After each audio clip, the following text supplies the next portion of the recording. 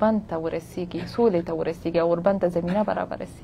بسم الله الرحمن الرحیم. تاسو قدرمنو لیدونکو اوریدونکو د جګړې د قربانیو قدرمنو محترمو کورنیو ځوانانو ته السلام علیکم ورحمت الله وبرکاتو. کومه جګړه چې موږ صحیح ده چې دا د یو تېرې جګړې سلسله ده، مګر همدا اوس چې موږ د کومې جګړې قرباني یو دا په 2001 کې د نړیوالې ترهګرۍ تر عنوان لاندې جګړه پیل شو. تاسې کله د جګړې عنوان وګورئ په هغه وخت کې بش ویلې یا به له موږ سره درېږئ یا به د موږ مقابل کې درېږئ. دوی دا جګړه ځکه پیل کړه چې ځینې عربان له فرانکفورټ څخه لاړل امریکې ته. فرانکفورټ په جرمني کې ده. دا عربان لاړل له جرمني څخه امریکې ته، په امریکا کې الوتکې والوځولې دي، دوی 2 بلډینګونه یې وویشتل. دوی ویل چې موږ جګړه د نړیوالې ترهګرۍ په خلاف پیل کړې ده. هر څوک چې د نړیوالې ترهګرۍ په خلاف باندې موږ سره په جګړه کې درېږي، د موږ ملګري دي، څوک چې د موږ مقابل کې ودرېدل د موږ دښمنان دي، موږ پسې ځو هغه وژنو. دوی راغله په افغانستان یې جګړه پیل کړه. دا جګړه چې د نړیوالې ترهګرۍ د جګړې عنوان ده، تاسې ګوګل کړئ دا وګورئ، د جګړې عنوان ده وار آن ور ټیرر، جګړه په نړیوالې ترهګرۍ. مګر دا جګړه راغله ودرېدله تر کونړه پورې، دا جګړه راغله ودرېده په بدخشان کې، دا جګړه راغله ودرېده په سرپل کې، دا جګړه راغله ودرېده په کابل کې. دا جګړه چې د چا په خلاف شروع شوې وه، هغه مشر د هغه جګړې چې اسامه بن لادن نومېده، هغه لاړه پیدا شه په ایبټ آباد کې. د پاکستان په خلاف باندې امریکا کلم الوتکې پورته نه کړي چې ایبټ آباد یې بمبار کړی، اسلام آباد یې بمبار کړی، لاهور یې بمبار کړی، کراچۍ یې بمبار کړي چې ټولې د نړیوال ترهګر ساتي. دوی راغله د جګړې تر افغانستانه محدوده کړله. په افغانستان کې داسې خلک بمبار کړل، داسې خلک یې وویشتل، داسې خلک یې بندیان کړل، داسې خلک یې ګوانتانامو ته بوتلل چې هغه لکه د بابا ګیره یې سپینه وه، په کولې په سر و، پښتو یې ویله یا دري ویله. بس دی یوازې په لومړۍ باندې، یوازې په ګیره باندې، یوازې د احمد محمود طارق په نومونو باندې دا ونیول شو. د دې په مقابل کې تاسې زه د دې وطن یم، دلته دغه ټول مشران ناست 2001 2 3 4 5 6 کې به تاسې برید نه لیدلی. هر سړی په دې ملک کې آزاد ګرځېده. زه خپل کلي ته تلم تر 2015 پورې. کومه واقعه وسوه چې د 2015 نه وروسته طالبان راجګ شو، د طالبانو تر نامه لاندې خلک راجګ شو او جګړه یې پیل کړه.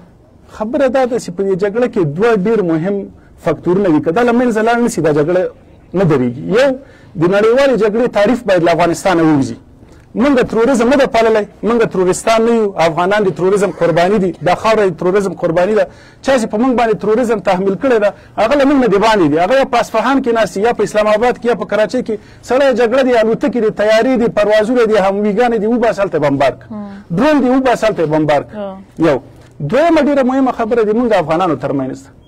دلته خلکو د قدرت جګړه روانه کړې ده. دا اوس موږ هلته ناست یو په قدرت باندې جنګ، د جنګ د بمبار نه تېر شئ چې په بمبار کې زه وژل کېږم، د انتحار انفجار نه تېر شئ. زه دا اوس په هر کې 2 نفره لرم، یو د بل سره په جنګ کې دي. دا اوس زه دغه وکیل لرم، دی پارلمان ته وزیر معرفي کېږي، دی ردی چې زه نه منم، رئیس جمهور ته وایي نه زه منم. پارلمان یو وزیر مقرر کړی ده، رایه ورکړې ده، دی ورته وایي زه دې نه منم. دا خپله جنګ ده، دې خپله موږ قرباني یو. دې قرباني موږ څه شوي په فساد کې؟ دې قرباني څه شی ده؟ زه پرمختګ نسم کولی. دې قرباني څه شی ده؟ ما زده کړې وظیفه.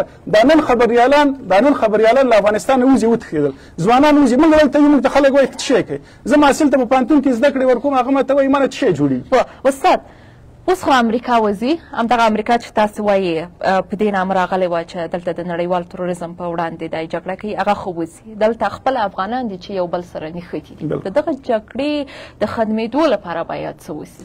بابا یې ډېر ښه حل وویلې. موږ باید یو ملت په توګه باندې راټول شو. د قدرت تنده یو کتاب ده Why Nations Go to War، ولې ملتونه دولتونه جګړې ته ځي. دا کتاب په 1900 تر 2000 پورې چې کومې جګړې سوي، یعنې په 100 کلو کې په یو قرن کې چې کومې جګړې سوي دا ټولې پکې تحلیل سوي. په یو قرن کې په 100 کلو کې، یعنې په 20 قرن کې اوله نړیواله جګړه سوي، دویمه نړیواله جګړه سوي، ویتنام جګړه سوي، د کوریا جګړه سوي، شورویانو په افغانستان باندې یرغل کړی، دا جګړه سوي، په بالکان کې جګړې سوي، په سلګونو جګړې سوي. د دې ټولو جګړو یو لامل د لیکوال دغه کتاب چې لیکل سوی ده یو لامل بیان کړی. د دې ټولو جګړو وایي ستر لامل واکمن قدرت طلبي ده. په اوله نړیواله جګړه، دویمه نړیواله جګړه، ویتنام جګړه، د شورویانو جګړه، په دې ټولو جګړو کې او دا اوس دغه د افغانستان جګړه، په دې کې هېڅ اقتصادي، په دې کې هېڅ ایډیالوژیک، په دې کې هېڅ داسې کومه تیوري چې هغه د جګړې سبب ګرځېدلي هغه پکې نه تر سترګو کېږي. ځکه دا جګړه ما درته ویلې چې د تروریزم جګړه وه مګر تروریستان د افغانستان د باندې پیدا شو صحیح ده د ولې جګړه هلته بونتله خو اصلا د تروریزم نه وه د یو سړی په امریکا کې ناست و د بش په نامه باندې هغه دومره کرکجن دومره بدعمله دومره لوی ترهګر و چې هغه راغله په موږ باندې بمبار شروع کړه اوس که چېرته ډاکټر صاحب غني او ملا هیبت الله غواړي چې دا جګړې ته د پای ټکی کېږدي دوی باید له شخصي قدرت څخه تېر شي له شخصي غوښتنو څخه تېر شي د دې دواړه خواوې په جګړه کې دي دوی باید له دې نه تېر شي دغه خلک چې دلته ناست شي او دا زه ته چې دلته ناست شي موږ قربانیان یو د جګړې د موږ اوښکو ته د موږ وینو ته د موږ قربانیو ته وګوري مخکې د وزارت دفاع معاونه وایي چې طالبان هم قرباني کېږي طالبان هم ځوانان دي د موږ د وطن نو ملا هیبت الله ته ولې طالبان د ځوانانو د قربانۍ قدر نه کوي ولې د جګړې پای ټکی دارنګه ډاکټر غني ته دا مسؤلیت اوړي تر څو چې د موږ په رهبرۍ کې د قدرت طلبۍ جاه طلبۍ ځان غوښتنې قرباني رامنځته نه شي موږ به د جګړې قرباني یو بله ډېره زیاته مننه